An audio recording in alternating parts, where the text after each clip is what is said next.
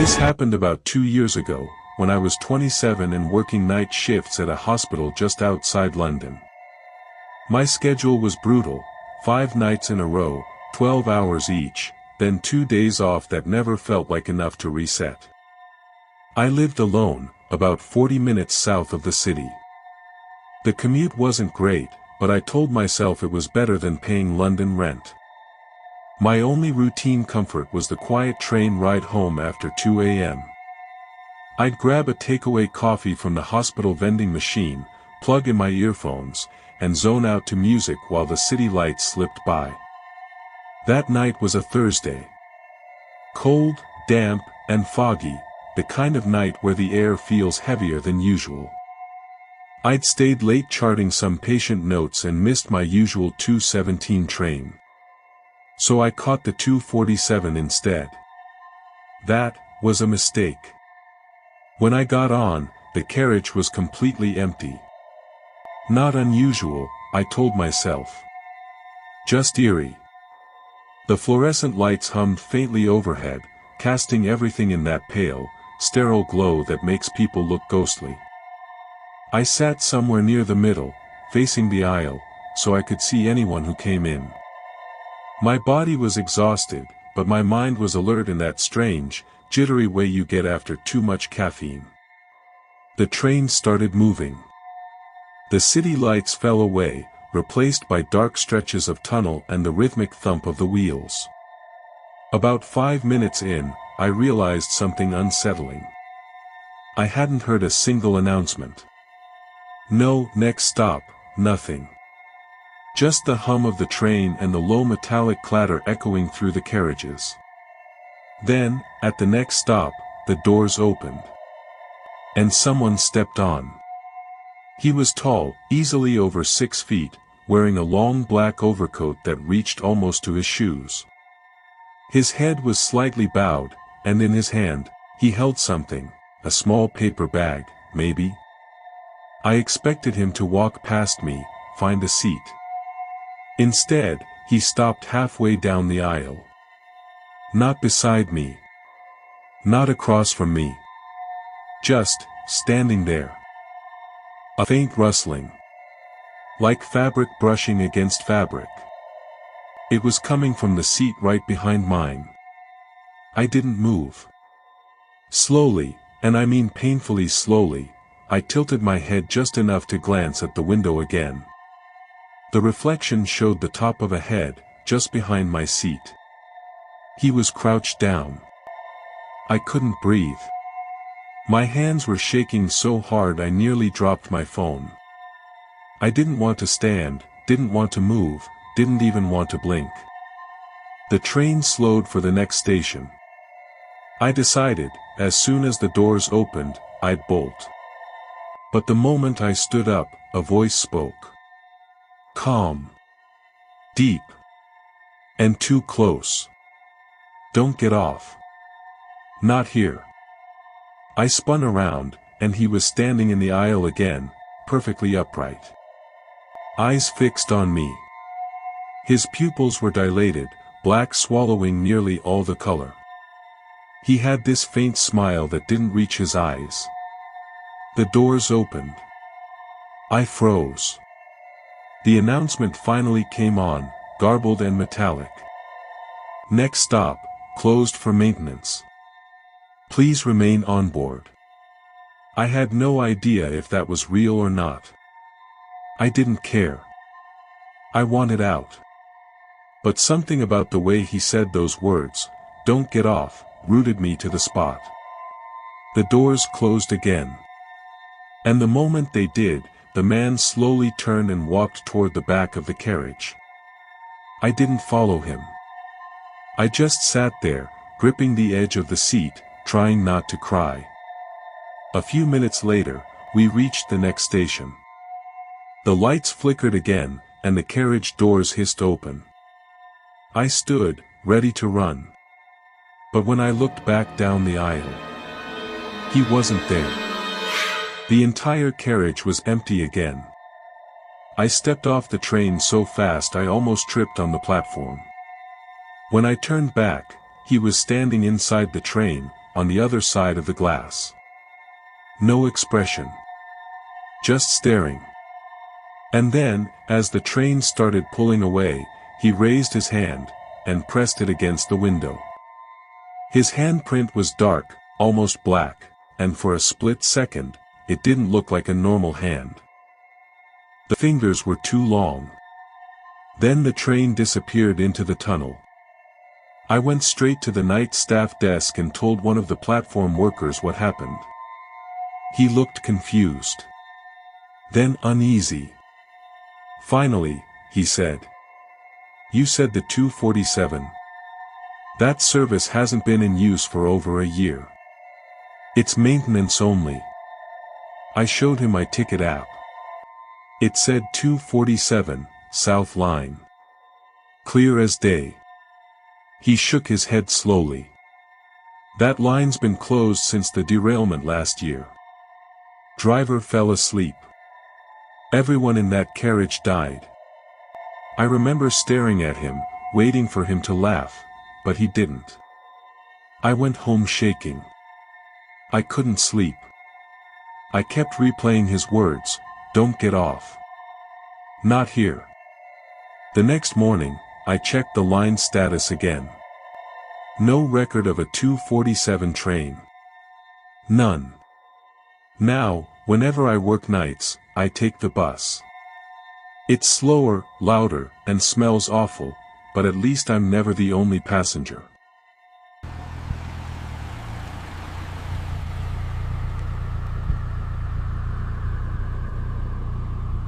It was just another slow night at the hotel where I work, a quiet stopover spot on the Arizona interstate. You could smell the old carpet and lemon cleaner the moment you stepped in, the kind of place travelers stayed when they were too tired to care. I'd been the night concierge there for almost a year. It wasn't glamorous, but it paid the bills. My shift started at 10 p.m. and ended at dawn. The hours between midnight and 4 a.m. were usually dead silent, just me, the security cameras, and the soft buzz of the vending machine in the lobby. That night, the silence broke around 12:43 a.m. when the glass doors slid open. A man stepped in, tall, gaunt, maybe late 30s. His clothes were dusty like he'd been driving for days, and his hands shook as he reached for his wallet. His eyes. I'll never forget those eyes. Bloodshot. Empty. But alert. He said quietly. "Need a room. Just for the night." I tried to keep it friendly. "No problem, sir. You've come to the right place." He slid over his ID and card, name read Thomas Leary. Everything checked out fine. I gave him room 313, third floor, far end of the hallway. He nodded without a word and took the elevator. I remember glancing at the CCTV monitor, something made me look twice. The camera caught him stepping out of the elevator, but instead of walking to his room, he stood there in the hallway, staring straight up at the ceiling camera. For nearly 2 minutes. Completely still. Then he turned his head toward the lens, and smiled. Not a friendly smile. The kind of grin that looks like pain. About an hour later, the phone rang. Room 313. Front desk, I answered. The man's voice was trembling. "Can you tell whoever's in the next room to stop knocking? It's been going on for 10 minutes. I checked the system, rooms 311 and 315 were both vacant. "Sir, there's no one next door to you." "That's impossible," he said. "It's coming from inside the wall." Then the line went dead. I grabbed my flashlight and the master keycard. As I rode the elevator up, I felt that same weight in my chest I used to feel as a kid, the kind that says don't open the door. The hallway was dim, one of the bulbs flickering at the far end.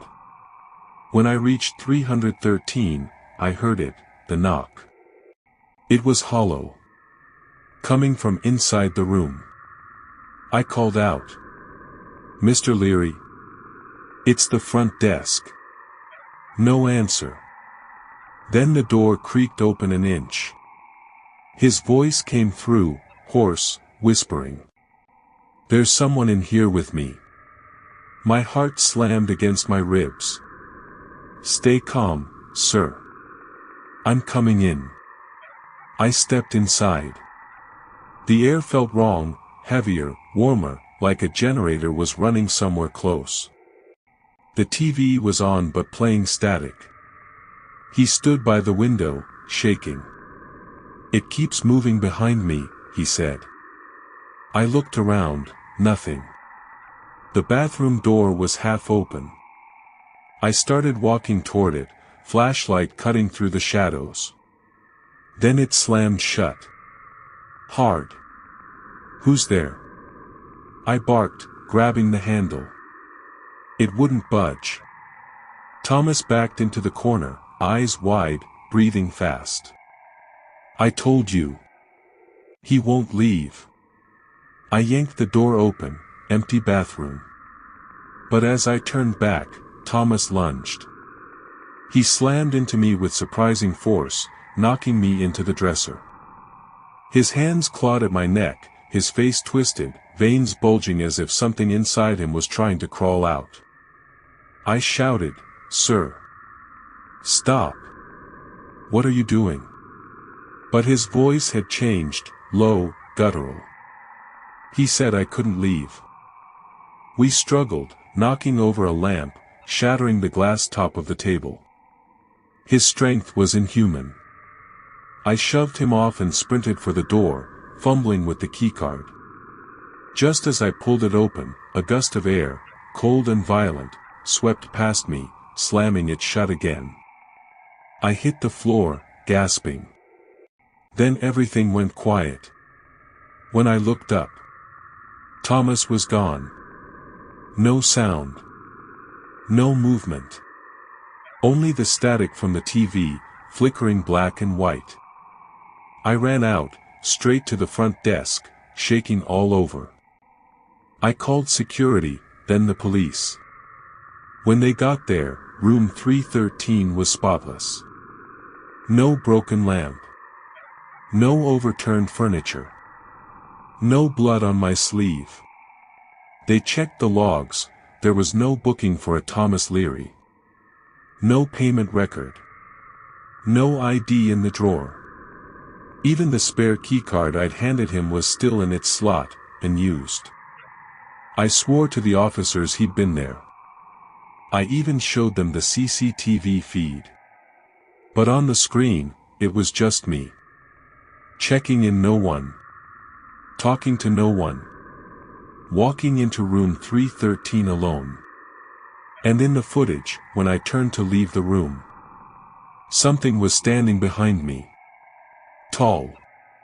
Grinning. And wearing my uniform. Some nights, when I'm closing the front desk after midnight, I still hear that faint knocking from upstairs.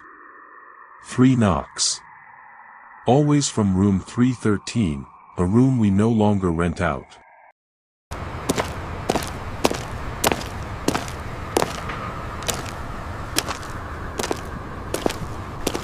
It was one of those heavy, breathless nights. The kind where the air feels thicker than usual, and the silence almost hums. The floodlights buzzed faintly overhead, throwing long, restless shadows across the half-finished structures. The whole site smelled of wet cement, diesel, and rust.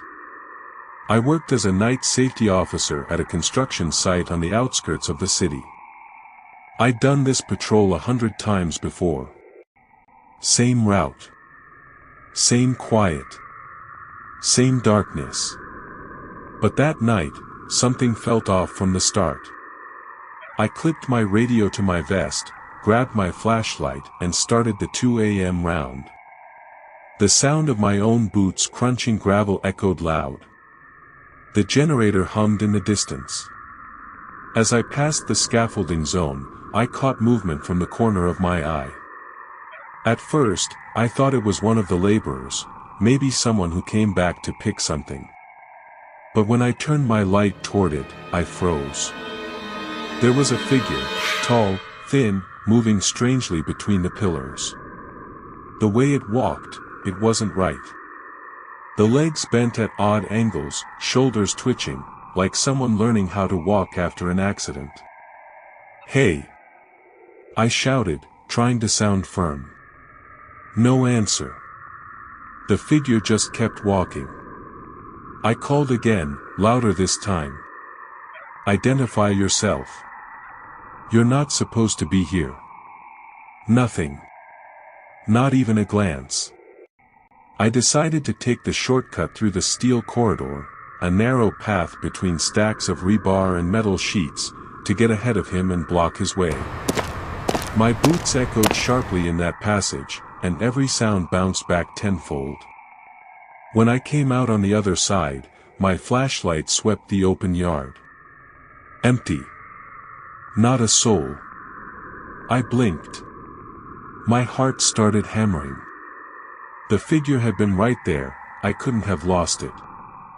Then I saw it again. Far ahead.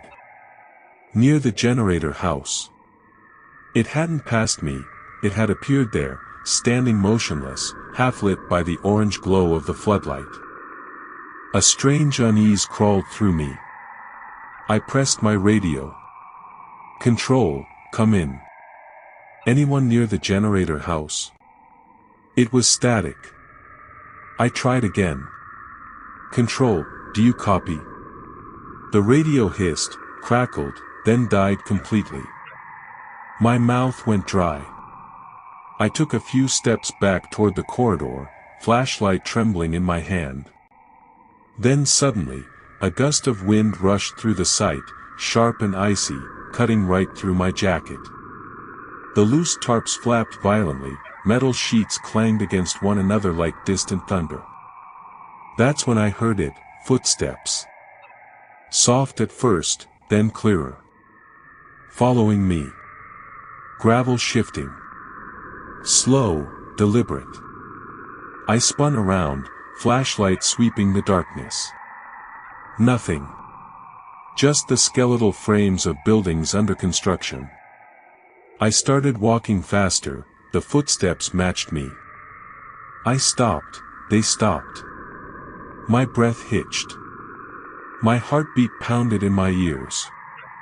I could feel it, the weight of something close, watching. Then another gust of wind hit me, colder this time, like it passed through me, not around me. The smell of earth and something metallic filled my nose. I stumbled backward, shining the light everywhere, no one there. But I heard breathing. Right behind me. I bolted. By the time I reached the control station, my chest was burning, sweat dripping down my back despite the cold. I slammed the door shut, locked it, and switched the CCTV monitor to live feed. The cameras showed the empty site. Nothing moving. Nothing out of place. Then I rewound the footage, back to the moment I'd been near the scaffoldings. And that's when my blood ran cold. There I was, flashlight in hand, scanning the area. And behind me, the figure. It wasn't walking. It was gliding. No footsteps. No shadow. Just this pale, jerky motion, like a distorted reflection lagging behind. I leaned closer, trembling. On the screen, the figure suddenly stopped. Then slowly, it turned its head toward the camera. For a split second, the feed glitched, static, lines, distortion. Then the figure's face came into view, right up against the lens. And it was my face. My eyes, staring blankly into the camera. I stumbled back so hard my chair fell over. The monitors flickered, went dark for a few seconds, then came back on, every camera now showing the same thing. Me. Standing outside the control room door. To this day, I don't know what I saw that night. But I dread going towards that scaffolding zone.